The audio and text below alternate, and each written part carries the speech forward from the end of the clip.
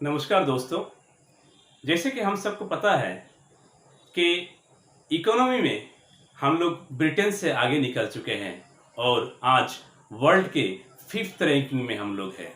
जो ब्रिटेन एक दिन पूरे वर्ल्ड के आधा से ज़्यादा हिस्से में अपना शासन किया था, वही ब्रिटेन आज हमसे पीछे चल रहा है। और हाल ही में एक और खबर मिला है, जो ऋषि सुनक ब्रिटेन के प्रधानमंत्री बन चुके हैं, जो हमारे हिंदू कम्युनिटी के हैं। और इस बात का सोशल मीडिया हैंडल में, न्यूज़पेपर में और टीवी चैनल्स में हर जगह पे चर्चा है और हम सब खुश हैं कि चलो हमारे कम्युनिटी का एक नेता जो आज ब्रिटेन की प्रधानमंत्री हैं। जहाँ तक हम लोग को मालूम है, ब्रिटेन में जो कुल पॉपुलेशन है, कुल आबादी है, उसका अगर रिलीजियस डेमोग्राफी को देखा जाए तो सबसे ज़्यादा परसेंटेज में क्रिश्चियन होते हैं और सिर्फ 1.5 से 2% ही हिंदू है। फिर भी ब्रिटेन ने ऋषि सुनक जो एक हिंदू कम्युनिटी से है, उनको प्रधानमंत्री बनाया है और इस बात का हम लोग को बहुत खुशी है। हम लोग अपने देश में, जहां हम हिंदू कम्युनिटी के लोग सबसे ज़्यादा परसेंटेज में हैं रिलीजियस डेमोग्राफी में, हम लोग अपने देश में एक मंत्री तो क्या, एक एमएलए भी दूसरे कम्युनिटी का नहीं चाहते हैं। हम चाहते हैं कि हम लोग ज़्यादा हैं तो इस देश को हमें लोग रूल करें, लेकिन ब्रिटेन के लोगों ने ऐसा नहीं किया, फिर भी हम लोग उसके तारीफ कर रहे हैं। दोस्तों, ब्रिटेन ने ऋषि सुनक को प्रधानमंत्री बना के सेकुलरिज्म का एक बहुत बड़ा एग्जाम्पल पूरे दुनिया के सामने खड़ा कर दिया है। सेकुलरिज्म का जो संस्कृति है वो हमारे देश से ही शुरू हुआ है और ये संस्कृति हमारे देश के है, मतलब था।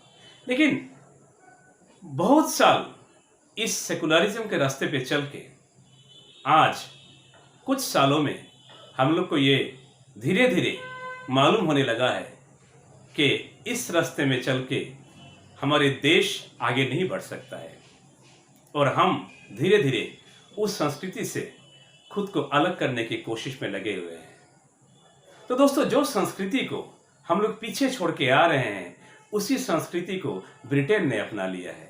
इसका मतलब संस्कृति में भी ब्रिटेन हमसे पीछे चल रहा है। ब्रिटेन में जब ज़्यादा परसेंटेज के लोग क्रिश्चियन हैं, फिर भी ब्रिटेन ऋषि सुनक को प्रधानमंत्री बनाया, क्योंकि ऋषि सुनक से पहले लीज ट्रस जो वहाँ के प्रधानमंत्री थे, उनके 25 दिन के कार्यकाल में उनको लगा कि ब्रिटेन की इकोनॉमी को सुधार नहीं सकते हैं।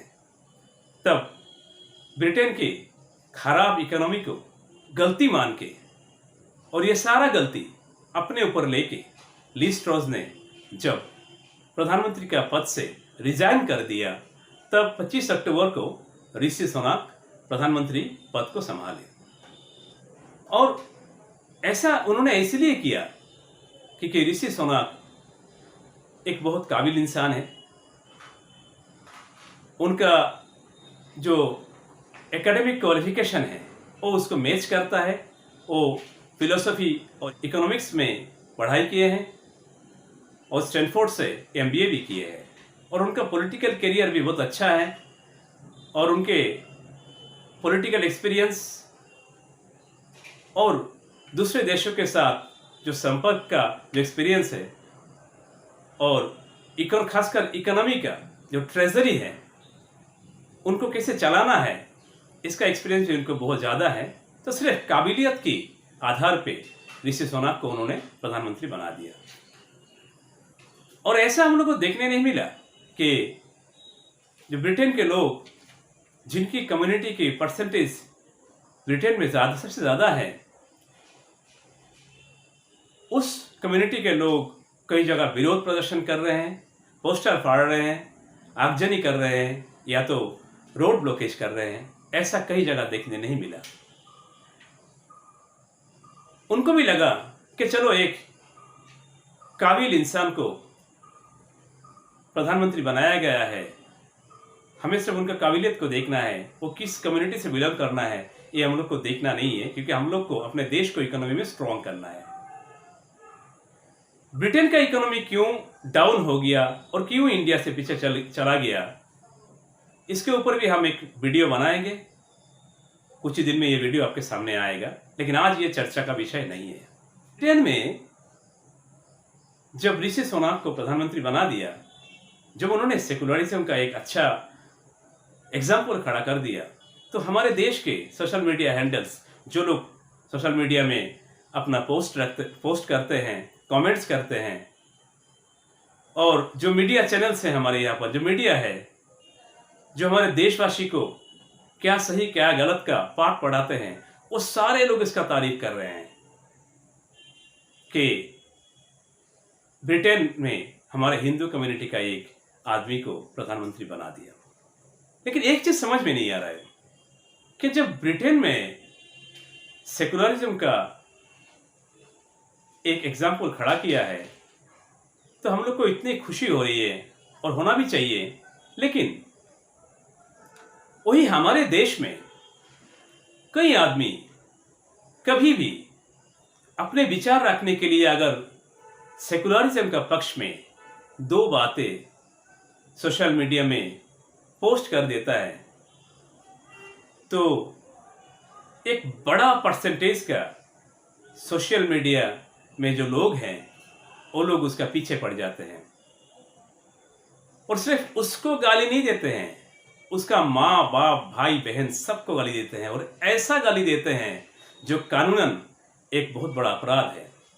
जो लोग गाली देते हैं उनके ऊपर हिसाब से लीगल एक्शन लेना चाहिए, लेकिन हमारा देश में ये आम बात हो गया, और इतने परसेंटेज में लोग करते हैं कि इनके ऊपर लीगल एक्शन हो ही नहीं सकता है। तो आखिर समझ में नहीं आता है कि ये लोग वास्तव में चाहते क्या है। देखिए, हमारे देश का जो संस्कृति अब तक चल के आया था, जिससे हम लोग पीछे चले गए हैं, उसी संस्कृति को साथ लेके हम लोग बहुत आगे निकल चुके थे और दुनिया के दरबार में अपना एक अच्छा पोजीशन बना लिए थे। भारत के जो मूल आदर्श हैं वो है शांति और अहिंसा। ये जो अहिंसा परम धर्म, ये जो नारा है, ये जो आवाज है, ये हमारे देश से ही निकला है। दोस्तों, हमारे पास बहुत बड़ा तेल का खदान नहीं है जो हम सारा दुनिया को तेल बेच के दुनिया को कमांड दे सके। हमारे पास इतना गोल्ड नहीं है, इकोनॉमी हमारा इतना स्ट्रांग नहीं है जो पूरे दुनिया में हम राज कर सके, यानी कि हम विश्व गुरु का पद संभाल सके। फिर भी हमने पूरे दुनिया को बहुत बार शांति और अहिंसा के मामले में ऐसा कुछ पाठ पढ़ाया कि वाकई हम विश्व गुरु बनने का कगार पे खड़े थे। जब दुनिया में काले और गोरे के बीच में लड़ाई हो रहा था, गोरे लोग काले लोग को पसंद नहीं कर रहे थे, काले लोग को अपने साथ खड़ा होने नहीं दे रहे थे, भले उनके पास कितना भी टैलेंट हो, उनको कई जगह कोई भी स्कोप नहीं मिल रहा था, और लोग खुद को एस्टेब्लिश नहीं कर पा रहे थे। तब हमारे देश के बहुत सारे फिलोसोफर्स, बहुत सारे लीडर्स उनके हक में जो रेवोल्यूशन विदेश में चल रहा था उसमें वॉलंटरीली शामिल हो गए और उनका साथ दिया। बहुतों की तो हत्या भी हो गई उस रिवॉल्यूशन में, फिर भी आखिर में कामयाबी मिला। और आज हाल ये है कि खेल के मैदान में बोलिए या तो देश चलाने के लिए जो लीडर्स है उनमें बोलिए लगभग समानता आ चुका है। आप ब्लैक एंड व्हाइट का जो भेद है वो करीब करीब खत्म हो चुका है। पूरी दुनिया में जब धर्म के लड़ाई चल रहा था तब भी हमारा देश शांति का जो वातावरण है वो पूरे विश्व में कायम करने का पूरा कोशिश किया। दोस्तों, कभी भी अगर किसी को भी आगे निकलना है, एक अच्छा पोजीशन में जाना है, तो उसका जो स्ट्रेंथ है वो उसी को आगे लेके उसको आगे निकलना पड़ेगा। मान लीजिए किसी को सिंगिंग में एक अच्छा पोजीशन बनाना है, अगर डांसिंग में वो खुद को बिजी रखा तो कभी भी सिंगिंग में वो अच्छा पोजीशन नहीं बना पाएगा, और जैसे कि डांसिंग उसका टैलेंट नहीं है तो वहां भी नहीं बना पाएगा। तो हमारा जो एसेट है, हमारा जो स्ट्रेंथ है वो है अच्छी फिलॉसफी। हमने पूरे दुनिया को अच्छे अच्छे फिलोसोफर दिए हैं, जैसे कि मान लीजिए गौतम बुद्ध हो गए, महावीर जैन हो गए, गुरु नानक हो गए। ये सब भारत में जन्मे हैं और आज दुनिया के टोटल पॉपुलेशन का 1/4 उनकी दिशा निर्देश को फॉलो कर रहा है। तो ये हमारा स्ट्रेंथ है। उसके बाद भी जो हम लोग दीक्षा लेते हैं या किसी को हम लोग गुरु मानते हैं, तो वहां भी जैसे हमारे यहाँ पर रामकृष्ण परमहंस देव, अनुकूल ठाकुर, बाबा लोकनाथ, ऐसे बहुत सारे गुरुएं हैं। जैसे साईं बाबा, जो साईं बाबा ने सबको सिखाया कि सबका मालिक एक है। ये अभी भी भारत के लोगों के जहन में है और इन सब का एक ही मैसेज था कि हम सब जो दुनिया में पैदा हुए हैं वो ईश्वर का देन है, और इसीलिए हम लोग में कोई भेद नहीं होना चाहिए। अगर भगवान एक ही है तो इंसान भी एक ही है, उस पर कोई भेद नहीं होना चाहिए। बस यही मैसेज उन्होंने सारा दुनिया में देने का कोशिश किए हैं, और इसी का रिजल्ट है कि आज ब्रिटेन में ऋषि सुनक, जो 1.5 से 2% वहां का कुल पॉपुलेशन के जो कम्युनिटी है, उस कम्युनिटी से बिलोंग करते हैं, उनको प्रधानमंत्री का कुर्सी में बैठा दिया। हम सबको मालूम है कि 1893 में जब स्वामी विवेकानंद शिकागो में एक धर्म सभा में अपनी बात रखने गए थे,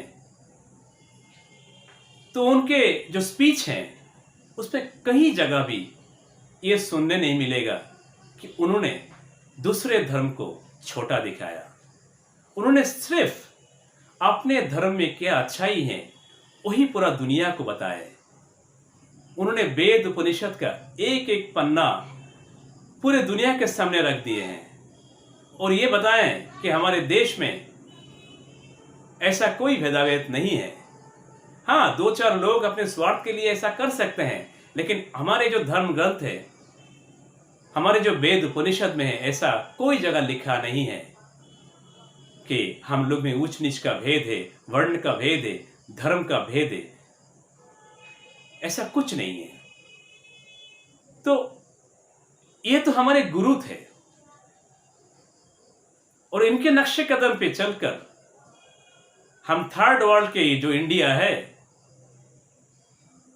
जो बाहर के दुनिया के लोग थर्ड वर्ल्ड कंट्री बोलते हैं, हम लोग बहुत आगे निकल चुके हैं। और अगर हमें विश्व गुरु बनना है तो हमारे हिसाब से हमारे जो पूर्वज, जो हमारे दीक्षा गुरु हैं, वो लोग जो रास्ता दिखा के गए हैं उस रास्ते को फॉलो करना चाहिए। गुरु का क्या मतलब होता है?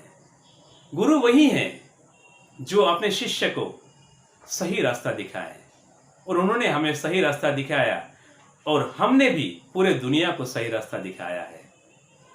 तो दोस्तों, अगर हम लोग को वाकई विश्व गुरु बनना है तो हम लोग को फिर से एक बार सोचना पड़ेगा कि जिस रास्ते को आज हम लोग फॉलो कर रहे हैं, 1947 में जब हमारे साथ एक दिन पहले पाकिस्तान आज़ाद हो गया था, और उन्होंने जो रास्ता आज हम चुन रहे हैं वो रास्ता उस दिन चुन लिया था, उस पाकिस्तान का हालात और उनके जो स्टेटस है पूरे दुनिया में क्या है, और हमने जो दूसरे रास्ता चुना है, हमारे स्टेटस इस दुनिया में क्या है, उसको सामने रख के हम लोग को फिर से विचार करना पड़ेगा। नमस्कार, बहुत बहुत धन्यवाद।